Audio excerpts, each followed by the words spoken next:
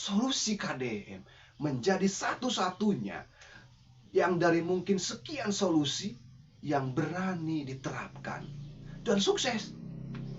Bukti suksesnya apa?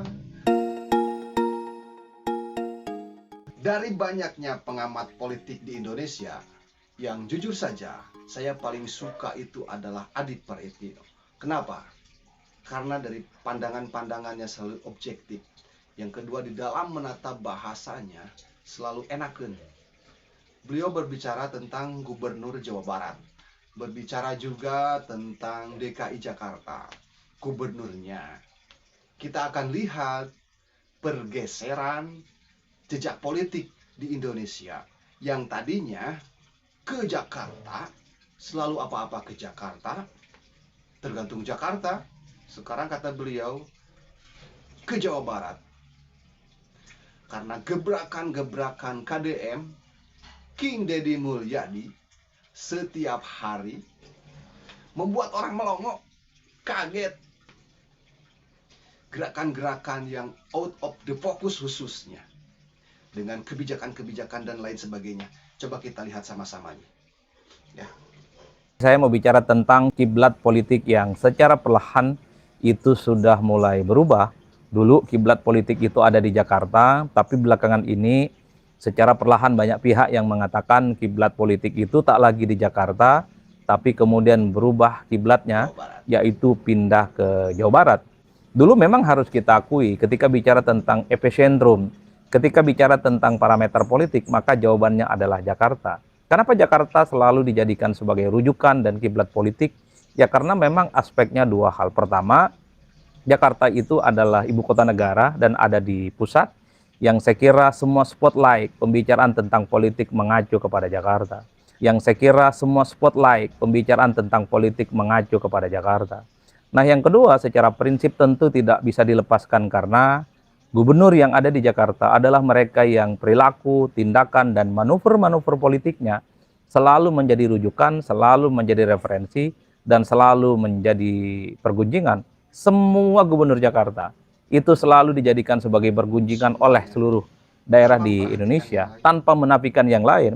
Kalau kita cek satu persatu, Jakarta semakin kuat dijadikan sebagai kiblat politik, itu memang terutama ketika Jokowi jadi gubernur, kemudian dilanjutkan oleh Ahok, dan kemudian digantikan oleh Anies Baswedan. Bahkan saya ingat satu persatu, ketika Jokowi terpilih sebagai gubernur Jakarta saat itu, memang publik selalu mengaitkan bahwa Jokowi adalah sebagai sosok yang sangat mungkin akan menjadi pemimpin, akan menjadi presiden Republik Indonesia. Dan terbukti setelah Jokowi jadi gubernur Jakarta, sekalipun tidak genap 5 tahun, mencalonkan diri sebagai calon presiden dan memenangkan pertarungan. Dan bahkan fenomena Jokowi itu tentu tidak terlepas dari belusukan, tidak terlepas dari bagaimana gaya komunikasi politik Jokowi yang dinilai ini agak berbeda dengan kebanyakan orang. Bertemu langsung dengan masyarakat, berinteraksi langsung dengan masyarakat yang ada di bawah, datang ke pasar, datang ke gorong-gorong, dan seterusnya. Jokowi menjadi perbincangan dan sukses menjadi presiden. Tidak berhenti di situ, ketika Jokowi jadi presiden, Ahok yang jadi gubernur Jakarta. Manuver-manuver politik Ahok yang belak-belakan dan bahkan tanpa kompromi, itu juga menjadi bergunjingan bahwa Ahok itu adalah sebagai gubernur yang sangat layak untuk diperhitungkan sebagai calon pemimpin nasional. Dan bahkan dalam banyak hal apa yang dilakukan oleh Ahok, itu kan menjadi pergunjingan, menjadi referensi oleh banyak kalangan di seluruh Indonesia. Bahkan Ahok ketika tak lagi jadi gubernur digantikan oleh Anies Baswedan, Anies sering disebut sebagai gubernur rasa pilpres, ataupun Anies sering disebut sebagai gubernur rasa presiden, karena Anies dinilai punya kapasitas, punya kompetensi, punya pergaulan yang cukup luar biasa dan bisa disetarakan dengan kapasitas seorang presiden. Jadi hal-hal inilah yang sepertinya membuat kenapa dulu Jakarta selalu dijadikan sebagai epicentrum dan kiblat politik nasional, karena memang gubernur-gubernur yang terpilih adalah mereka yang dikaitkan dengan suksesi kepemimpinan nasional. Artinya ada kecenderungan siapapun yang jadi gubernur Jakarta itu diproyeksikan dan seringkali dikait-kaitkan dengan calon pemimpin-pemimpin bangsa di masa-masa yang akan datang. Tentu itu tidak terlepas dari manuver, kebijakan, dan perilaku-perilaku yang telah dibuat oleh para gubernur Jakarta. Tapi harus kita akui, ketika pilkada serentak dilaksanakan secara nasional di seluruh Indonesia, di 545 kabupaten, kota, dan provinsi, secara perlahan kiblat politik itu bukan di Jakarta lagi. Ini secara perlahan kiblat politik itu mengarah ke Jawa Barat. Kenapa mengarah ke Jawa Barat? Ya tentu tidak terlepas dari gubernur yang ada di Jawa Barat, Kang Deddy Mulyadi, yang dinilai bagaimana manuver-manuver, tindakan dan kebijakan politiknya itu selalu memantik perdebatan, selalu membetot perhatian, dan yang paling penting selalu menjadi bergunjingan. Dan memang harus kita akui, dibandingkan dengan kepala-kepala daerah yang lain, khususnya pada level gubernur, memang Deddy Mulyadi itu membuat manuver-manuver politik yang cenderung tidak biasa. Artinya, apa yang dilakukan oleh Deddy Mulyadi ini kan selalu membetot perhatian karena dinilai memberikan satu sentuhan yang baru, terobosan-terobosan yang tidak biasa, tentu sebagai upaya bagaimana menyelesaikan persoalan-persoalan yang selama ini tidak pernah selesai, khususnya yang ada di Jawa Barat. Saya kira banyak kebijakan-kebijakan Deddy Mulyadi yang saya kira diapresiasi oleh publik, plus juga banyak yang dikritik dan kemudian menimbulkan pro dan kontra. Tapi terlepas dari itu, mari kita cek satu persatu. Misalnya ketika Deddy Mulyadi mengirimkan anak-anak nakal ke barak, itu kan adalah yang kemudian protes dan mengkritik. Itu dianggap sebagai bukan solusi satu-satunya untuk menyelesaikan persoalan kenakalan yang ada di Jawa Barat. Tapi Kang Deddy Mulyadi tetap melakukan itu sebagai eksperimen. Anak-anak muda yang nakal itu kemudian dikirim ke barak, dan nyatanya pengakuan dari sejumlah siswa yang dikirim ke barak, mereka berubah secara total, tak lagi nakal dan tidak lagi ugal-ugalan.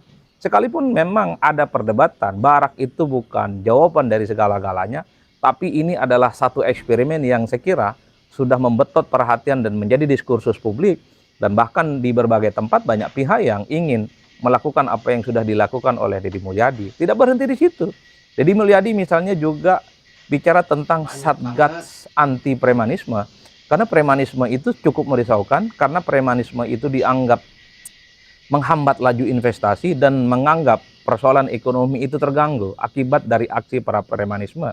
Wajar kalau kemudian ketika KDM bikin dan bicara tentang Satgas anti premanisme, banyak pihak yang mengapresiasi. Nah, ini bagi saya harus menjadi referensi bagi kepala-kepala daerah yang lain, ya. Masukkanlah apa yang kalian lakukan di medsos tidak haram, karena di medsos tidak haram.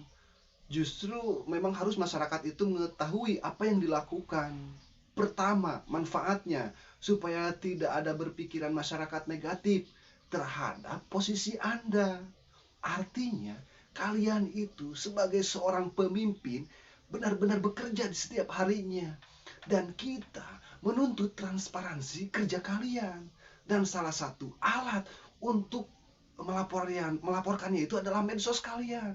Maka bila semua kepala daerah dari mulai tingkat daerah, kabupaten, kota, provinsi itu melaporkan apa-apa yang telah dilakukan di media sosialnya, supaya sekali lagi masyarakat tahu apa yang kalian kerjakan.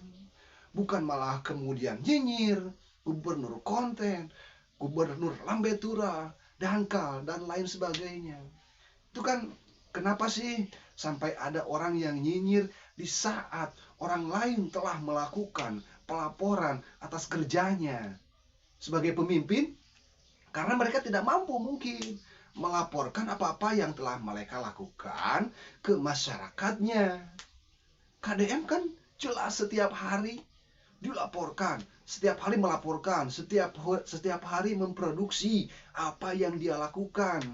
Bukan seminggu sekali, setiap hari gitu loh, kan? Akhirnya kita tahu kan sebagai masyarakat, hari ini itu orang ngapain kerjanya, oh hari besok kerjanya ngapain, kita kan tahu jadinya. Dan itu kemudian akan menumbuhkan kepercayaan masyarakat kepada pemimpinnya. Oh ada tuh kerjanya bukan hanya duduk diam di balik meja. Kan itu, karena itu yang dibutuhkan oleh masyarakat.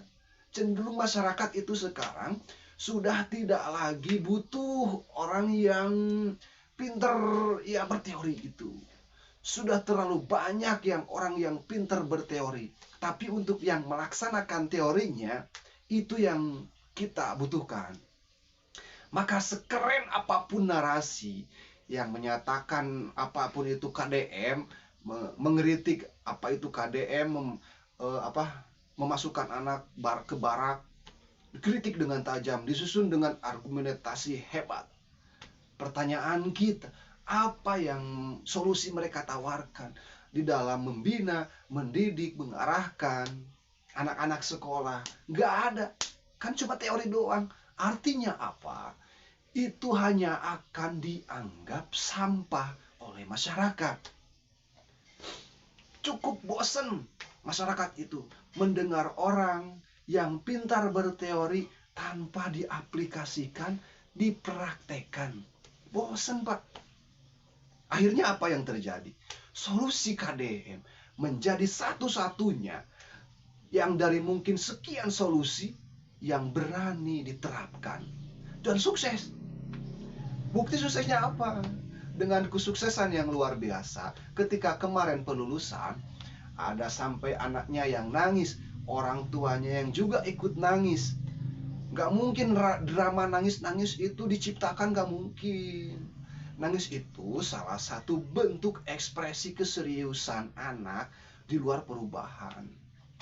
Bagi saya sekali lagi, nangis itu adalah ekspresi perubahan serius pada dasar. Itu teh baru 2 minggu loh, ya. Apalagi 1 bulan atau apalagi 6 bulan. Jadi ini Barak itu cukup serius di dalam proses penyadaran anak. Ayo yang lain, yang teorinya punya segudang, yang teorinya punya segudung, mana? Kan nggak ada, cuman ngomong doang. Nah itu makanya kesaktian KDM bukan hanya di tataran teori, tapi praktek, dan sudah ada hasilnya. Maka wajar menjadi terus sorotan. Maka wajar pula menjadi kiblat politik di Indonesia. Jadi kiblat politik Indonesia itu sekarang adalah Jawa Barat. Demikian yang bisa saya sampaikan. Billahi taufiq wal hidayah. Wassalamualaikum warahmatullahi wabarakatuh.